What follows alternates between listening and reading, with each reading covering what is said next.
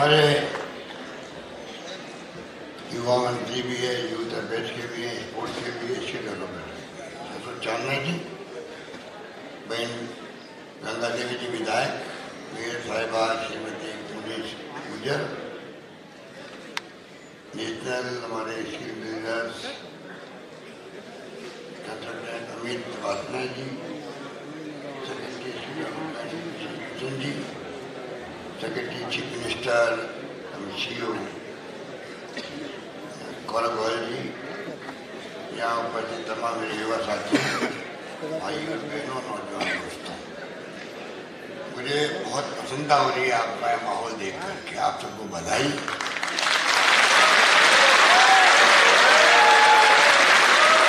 माहौल तभी होता है जब दिल में खुशियाँ होती है, अपेक्षा होती है और विश्वास होता है। आप वो यहाँ बैठे हुए हैं, सुबह से इंटरव्यू दे रहे हैं, कई लोगों का चयन हुआ है, कई लोग प्रोसेस के अंदर हैं। तो मेगा खैर एक दिन के बजाय आपकी संख्या देखते हुए QR कोड के माध्यम से रजिस्ट्री करवाया आप लोगों ने, संख्या 40,000 में बढ़ गई, तो एक दिन के बजाय 2 दिन ये फेल करना पड़ रहा है।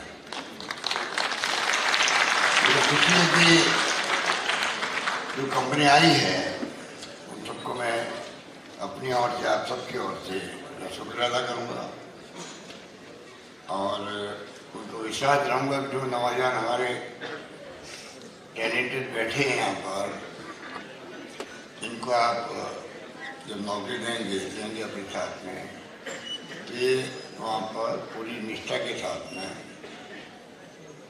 पूरी प्रतिबद्धता के साथ काम करेंगे। राजस्थान के अंदर हम लोग जैसे अभी चांदना जी कह रहे थे कि एक तरफ सरकारी नौकरियाँ देने का प्रयास कर रहे हैं। मेरे ख्याल से शायद ही देश में किसी 1-2 राज्यों में नहीं कह सकता, 1,33,000 नौकरी दे चुके हैं, 1,25,000 भी इंटरव्यू चल रहे हैं, प्रोसेस में हैं, और 1 लाख की घोषणा मैंने अभी 22 देश के बजट में और कर रखी है।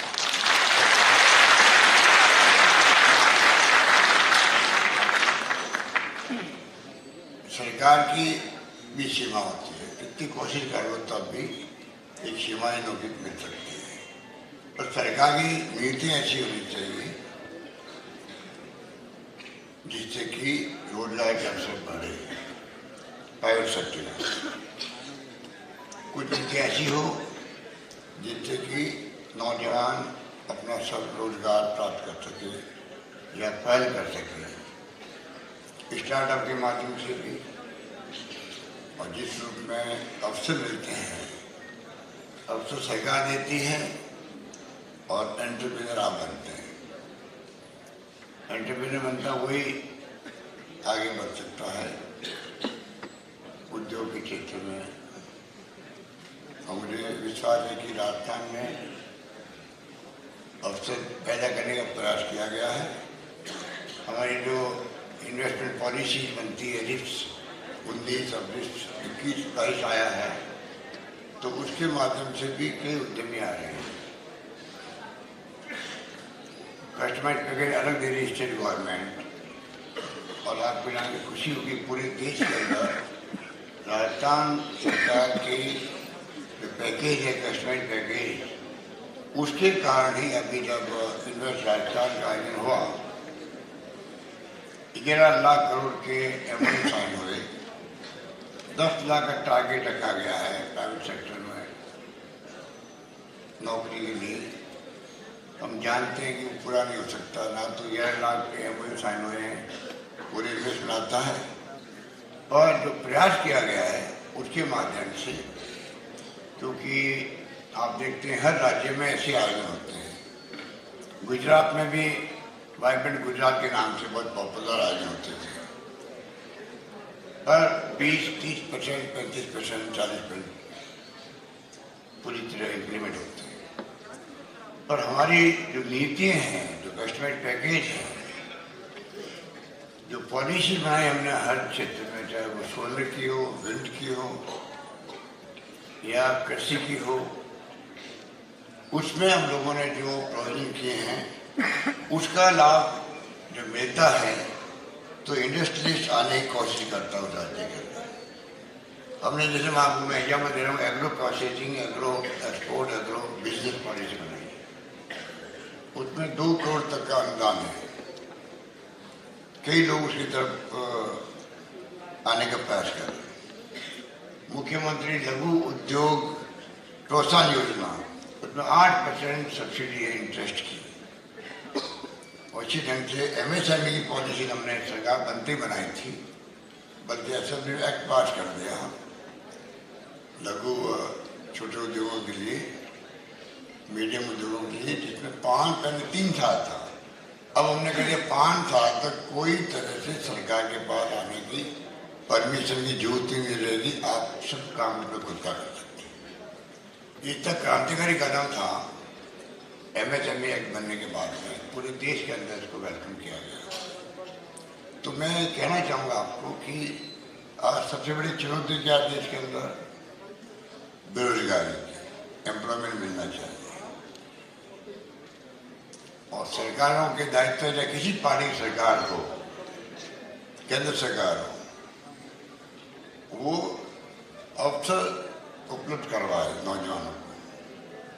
वहां अगर कमी रहती है तो सरकार की आलोचना होती है। युवा क्या चाहता है? युवा अपना फ्यूचर देखता है, पूरा परिवार चिंतित रहता है कि जब ये पढ़ लिख जाएंगे तो बाद में क्या करेंगे। उस वक्त में अगर माहौल ऐसा हो देश के अंदर, प्रदेश के अंदर, विश्वास हो नहीं, नौकरियां उपलब्ध है प्राइवेट सेक्टर में, सरकारी क्षेत्र में, खुद के उद्योग लगाने के लिए तमाम स्कीमें हैं, और युवाओं को गाइडेंस देने के लिए भी प्लेटफॉर्म है। आजकल तो जो इंटरनेट और मोबाइल का युग है, जो राजीव गांधी का सपना था, जो 40 साल की उम्र में बन गए प्रधानमंत्री, मैं भी उनके साथ में मंत्री था। मुझे मालूम है कि उनकी सोच 21st सेंचुरी देश को ले जाने की क्या थी, क्या उनकी सोच रखते थे वो, कि देश के युवाओं को चाहिए कि जब हम प्रवेश करें 21st सेंचुरी में, इतनी मेहनत करें जिससे कि नई शताब्दी में कम से कम हम भी दुनिया के विकसित राष्ट्रों की श्रेणी में आ सकें। उस वक्त तो लोग समझ नहीं पाए कंप्यूटर और मोबाइल और इंटरनेट से क्या हो गई। आज देखिए अब रिवोल्यूशन है, गवर्नेंस भी इंटरनेट बेस पे चल रही है, IT बेस पे चल रही है। गुड गवर्नेंस में बहुत बड़ी भूमिका IT की हो गई है और हम लोग उसका पूरा उपयोग कर रहे हैं। मुझे याद है कि मैं पहली बार मुख्यमंत्री बना 22 साल पहले, 24 साल पहले, तब मैंने 22 साल पहले 2000 के अंदर लोक मित्र जन मित्र शुरू किए थे गाँव में, शहरों के अंदर। आज ई मित्र 80,000 ई मित्र लग चुके हैं सब जगह, शहरों में, गाँव में। वो भी रोजगार है, परंतु 600 तरह की सेवाएं, 600 तरह की सेवाएं विभिन्न तरह की, हर क्षेत्र की, उन ई मित्रों से मिल रही है। सारे विभागों के अंदर जो काम होते हैं, बेनिफिशियरी होते हैं, आप लिस्ट देख सकते हैं राजस्थान के अंदर किस सेक्टर में किस कौन बेनिफिशियरी है। अप्रूवल ऑटोमेटिक अप्रूव होने लग गई, डीबीटी होने लगी बैंकों के अंदर। अभी जो कोरोना आ गया बहुत भयंकर, कोविड, तो पूरे प्रदेशवासियों ने जो आगे आकर के आह्वान किया मैंने कि आप, ये विश्व व्यापी महामारी आ गई है, हम सबको मिलकर मुकाबला करना है। मैंने कोई राजनीतिक भेदभाव किए बगैर सबको बुलाया, पार्टियों को, धर्मगुरुओं को रिक्वेस्ट करी, NGO को, एक्टिविस्ट से बात करी, विभिन्न संगठनों से बात करी, प्रदेश को आह्वान किया। मुझे खुशी है कि मैंने कहा कोई भूखा नहीं सोना चाहिए, क्योंकि लॉकडाउन लग गया था। और एक तरफ, दूसरी तरफ मैंने कलेक्टर्स को सबको आह्वान किया, निर्देश दिए।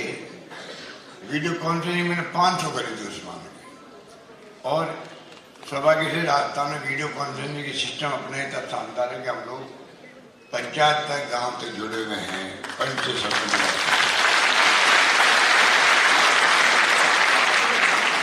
जिला पहले के माध्यम में मैंने 32-33 लाख लोगों को आइडेंटिफाई किया करा है, जो प्लेटफॉर्म पे सो जाते हैं, डेस्टिट्यूट हैं, ठेले वाले होते हैं, क्योंकि जब लॉकडाउन लग गया, लोग सब घरों बंद हो गए, तो वो आदमी को रोजगार कैसे मिला? ठेले में ठेला चल नहीं रहा उसका, तो उन सबके मैं लिस्ट बनवाई और सबके यहाँ मैंने बार बार 1,000 रुपये के 5 बार, एक बार 1500 रुपये, 4 बार 1,000 रुपये के मैंने डीबीटी करवाई। वो जो समय था साल भर का, 1.25 साल का, 1.5 साल का, उसके अंदर कम से कम 5,500 रुपये उसके पास पहुँच गए।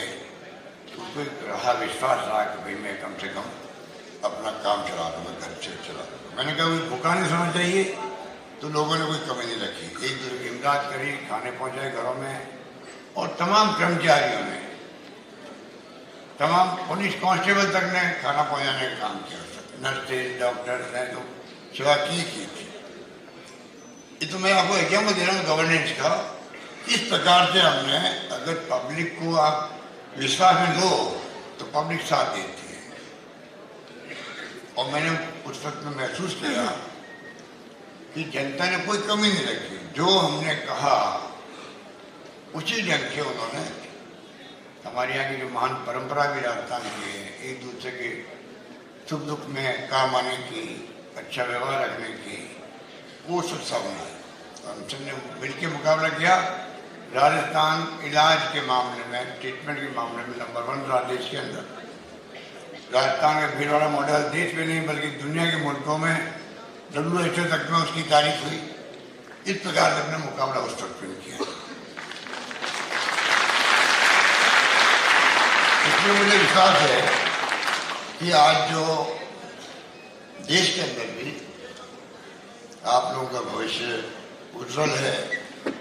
कल का फायदा आपके कंधों में होता है, ये सोच करके सरकारी फैसले करें, क्योंकि उदारीकरण हुआ था 91-92 के अंदर, जब डॉक्टर मनमोहन सिंह जी वित्त मंत्री बना था।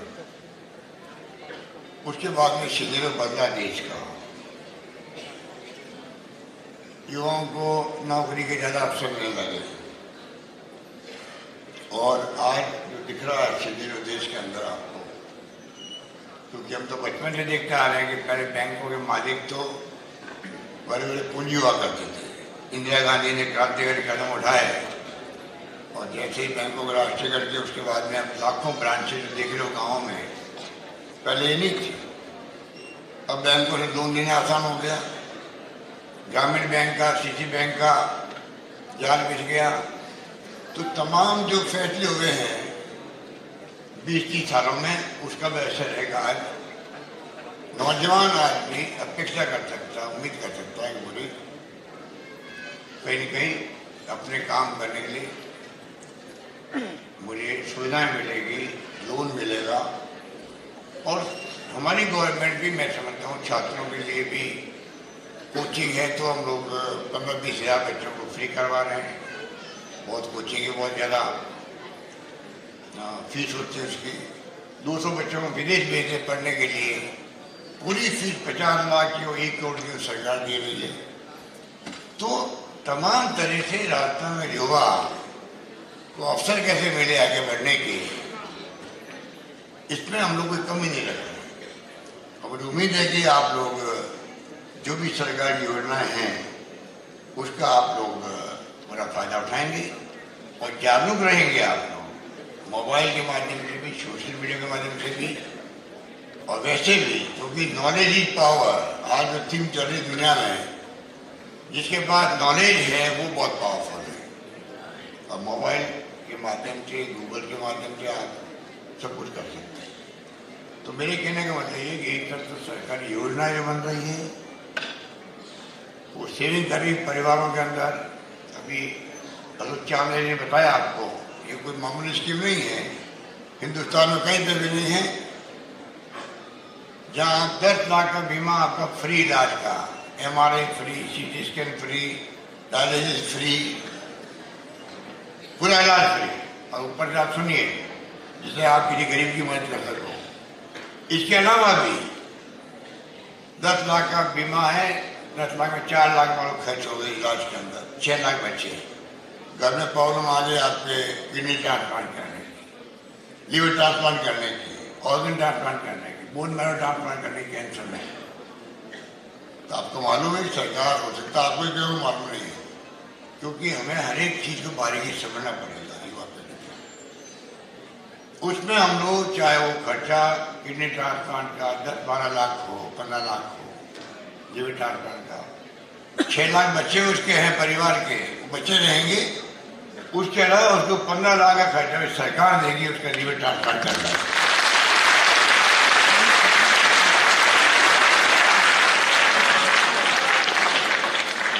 दुनिया के मुल्कों में ऐसी स्कीम नहीं होगी। मिस्टर ओबामा जब थे प्रेसिडेंट ऑफ अमेरिका, उन्होंने शुरू किया था ओबामा केयर के नाम से, तो वो फेल हो गए। बड़ा मुश्किल काम है। हमने प्रयास किया, जो कुछ कमियां भी आती है, प्राइवेट सेक्टर वाले अस्पतालों में कई बार कुछ शिकायत भी आती है, सब कुछ होता है। इतना बड़ा कदम हमने उठाया कि आज हर परिवार राजस्थान का कम से कम विश्वास करता है, कॉन्फिडेंस होता है कि घर में तकलीफ आ गई, बीमारी थी, क्योंकि हमारे यहाँ रिवाज है, माँ बाप बूढ़े हैं, डॉक्टर जानता है कि बचेंगे नहीं, परिवार जानता है 1 लाख खर्च हो चाहे 2 लाख खर्च हो। हमारे संस्कार ऐसे हैं, गहने बेच दो, घर के ऑर्नामेंट, मकान बेच दो, पैसा ले लो, कर्ज कर लो, परंतु माँ बाप को बचाओ, लास्ट मोमेंट में बचाओ। ये हमारे संस्कार थे।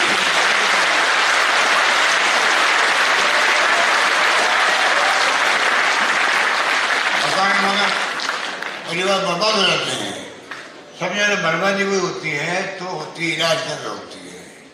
घर से निकलता है ऑर्डिनरी आदमी भी, छोटा मोटा बुखार भी आ गया, उसको खांसी जुकाम हो गया, तभी वो 200-400 रुपये लेके निकलता है कि भाई जाऊंगा तभी डॉक्टर लिखेगा दवाई, तो मुझे 200-250-300 रुपये दवाई लानी पड़ेगी। अब दवाई फ्री, इलाज फ्री, टेस्ट फ्री, सब कुछ फ्री उसका है। तो ये जो प्रयोग हमने किया है, ये प्रयोग मैं समझता हूँ यूनिक प्रयोग है। अब मैं जहाँ के जाता हूँ, दिल्ली या गुजरात या हिमाचल गया भी मैं, सब जगह इसकी भी चर्चा होती है। ऐसी स्कीम हमने दी है, रोजगार दिया है शहरों के अंदर भी, बहुत खुश है। महिला है मेरे पास, जब मैंने लॉन्च की स्कीम इंदिरा गांधी शहरी रोजगार योजना नरेगा की तरह, वो भावुक हो गए, क्योंकि मेरी 3 बेटियां थी, मैं घर से पहली बार निकलूंगी काम करने के लिए शहरों के अंदर। गाँव में नरेगा है, कानून बना के दिया है डॉक्टर मनमोहन सिंह जी ने, सोनिया गांधी ने, आज आराम हो गया। क्योंकि मैं तो बचपन से आता हूँ गाँव के अंदर, आकाश होकर पढ़ते रहते थे पश्चिमी राजस्थान में, रेगिस्तान के इलाकों में। आज सबको वो टेंशन नहीं जो पहले था। अब मालूम है 100 दिन का मुझे गारंटी पार्लियामेंट से रोजगार मिलेगा।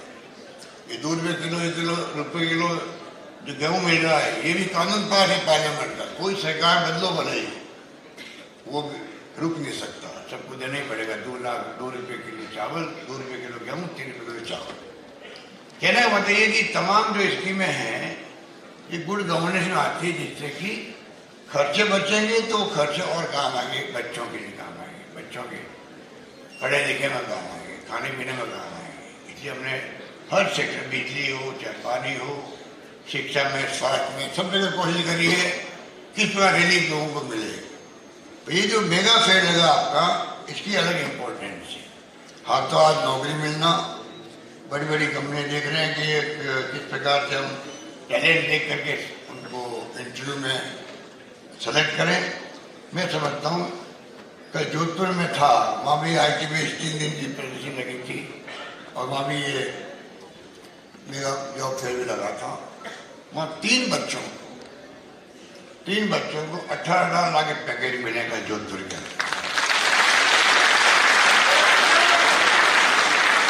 अभी मैं जब आपके वो शिका दादी चाहिए यहाँ पर, उनको 7 लाख का पैकेज मिला है, और कहा मैं जोधपुर की हूँ, तो मैंने कहा कि मेरे पास मेरे ऊपर आरोप नहीं लग जाए, वो 3 बच्चे जोधपुर के थे 18 लाख।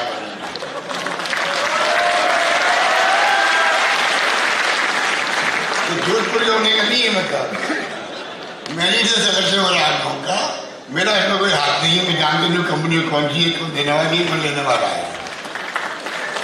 क्या मैं मतलब कि बहुत अच्छे ढंग से अब ये जो अशोक चावला जी, गौरव गवाई जी मुझे भी बता रहे थे, अभी जो योजना बना रहे हैं जल्दी, ऐसे फेयर हर जिले में लगेंगे, हर जिले में लगेंगे। ये मैं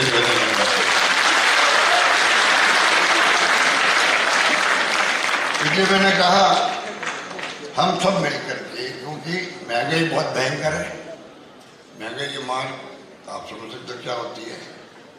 ये जो असामाजिक तत्व पैदा होते हैं समाज के अंदर, इसका लिंक भी महंगाई से भी है, बेरोजगारी से भी है, बड़े खतरे हैं।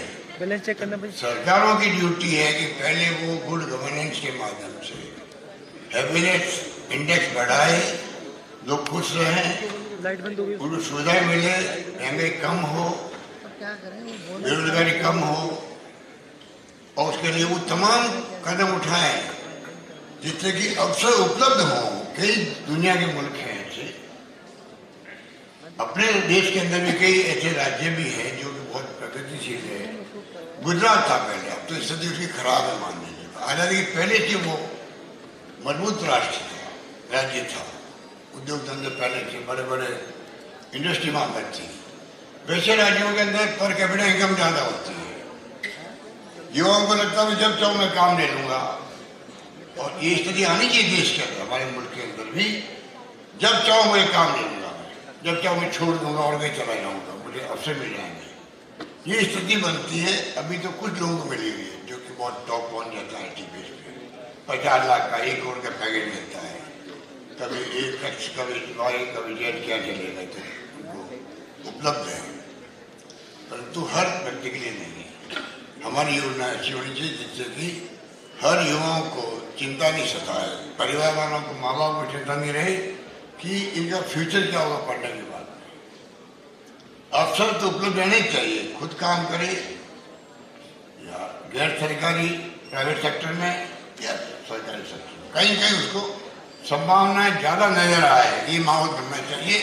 ये हमारा प्रयास है, ये मैं आपको विश्वास दिलाता हूँ, और मैं उम्मीद करता हूँ कि जो माहौल में देख रहा हूँ राजस्थान के अंदर, सरकार ने जो कदम उठाया, अभी तो वक्त नहीं कि मैं सब कदम बताऊँ आपको, आप सब जानते हैं, आप बराबर निवेदन देते रहते हैं।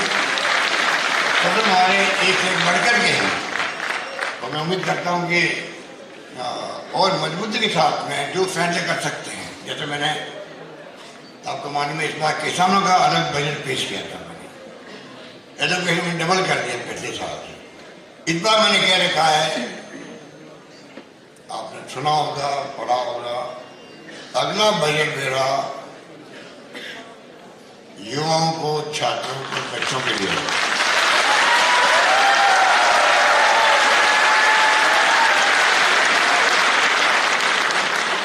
उसमें आप भी आते हो, सारे लोग आते हो, और मैंने भी कहा है, अभी हमने उनसे 5-6 दिन पहले ऑनलाइन मांगे थे सुझाव दो, प्रदेशवासियों को मैंने आह्वान किया, आपको यार खुशी होगी। उसी दिन शाम तक, पिछली बार भी हमने बजट में मिस्टर राहुल गांधी ने कहा था 10 साल पहले कि बजट बने, बजट का संगठन अलग होती है। मैं जब पहली बार मुख्यमंत्री बना 98 के अंदर, तो देश में पहली बार मैंने मैनिफेस्टो जो होता है पार्टियों का, वादे करते हैं जनता से चुनाव कैंपेन में, और चुनाव खत्म होते ही मैनिफेस्टो को भूल जाती है सरकारें भी, और जनता ही भूल जाती है।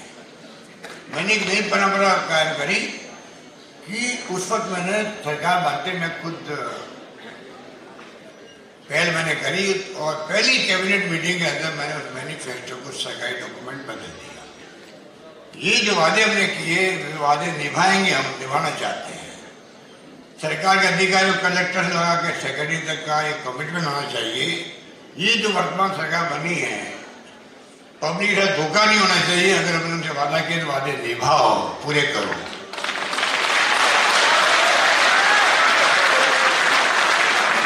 लगातार जब जब सरकार आती है हमारी, तब हर बार मैं कैबिनेट में रखता हूँ मैनिफेस्टो कॉपी, उसको मैं अप्रूव करवाता हूँ, और सरकारी अधिकारियों के पास रहता ब्रीफकेस के अंदर उनके, उसको देख कर वो फैसले करते हैं, तब जाके अधिकांश वादे पूरे हो सकते हैं। जो वादे हमने किए वादे निभाना चाहिए। तो ये मैं इसलिए मैंने आपको कहा, इस बार मैंने कहा है युवाओं को और छात्रों को, आज नेहरू जयंती है, पंडित जवाहरलाल नेहरू करा देते वो, और बच्चे के बहुत प्रिय थे, तो आज मैंने कहा बच्चों को भी शामिल करो, छोटे बच्चों के लिए। तो सुझाव मैंने मांगे थे। तो पिछली बार भी राहुल गांधी ने कहा था कि आप सुझाव पब्लिक से दो, मैनिफेस्टो में क्या क्या आना चाहिए, मैनिफेस्टो में क्या क्या समावित हुए सुझाव, फिर मैनिफेस्टो करो। तो भाई पहले घोषणा पत्र नाम था, हो गया जन घोषणा पत्र, हो गया जनता का घोषणा पत्र। अभी राहुल गांधी यात्रा कर रहे हैं तो महंगाई और बेरोजगारी और देश में शांति सरकार, हिंसा नहीं हो, इसी को लेकर कर रहे हैं। देश में प्यार मोहब्बत रहेगी, हिंसा नहीं होगी, शांति होगी, तब जाके देश विकास करेगा। जहाँ झगड़े होते परिवार में, वो परिवार ऊपर नहीं होता है। जब झगड़े होंगे परिवार में, गांव में, जिले में, वहाँ विकास हो जाता है। एक थीम है उनकी। तो जन घोषणा पत्र बनते हैं। तो अभी भी हमने वादा किया, पिछली बार हमने जब जन घोषणा पत्र निकाला था, अब उसके बाद बजट मैंने पेश किया, पिछला बजट, तो जनवरी में हमने मांग करी थी सुझावों की, तो करीब 40-44 हजार सुझाव आए थे। इस बार मैंने अभी जब कहा युवाओं के लिए और छात्रों के लिए हम चाहते हैं कि आप सुझाव दो, क्या चाहते हो, हमें क्या कर सकते हो सकता है आप मैंने कई आइडिया दे सकते हैं हम लोगों को, उसको हम लोग भी सम्मिलित करें। तो आपको खुशी होगी कि हमारी मीटिंग चल रही थी सचिवालय में, सुबह हमने विज्ञापन दिया, शाम को 40,000 लोगों ने हमें सुझाव भेज दिए उसी दिन संडे। इसका मतलब इन्वॉल्वमेंट चाहते हैं, पब्लिक इन्वॉल्वमेंट चाहते हैं। तो मैं आपसे भी आह्वान करना चाहूँगा, जो आपके सुझाव हों, बेरोजगार के लिए हो या युवाओं के लिए हो, छात्रों के लिए हो, फ्यूचर क्या हो उनका, हम क्या अपेक्षा करते हैं सरकार से, क्या होना चाहिए, वो तमाम सुझाव आप दे सकते हैं। जैसे मैं चाहूँगा अगला बजट में पेश करूँ, उसमें प्रायोरिटी युवाओं को, छात्रों को, बच्चों को मिले। मैं क्या करता हूँ और इसमें इस बात मेरे जो प्रस्ताव में दे रहा हूँ आपको, सब आता जाती है।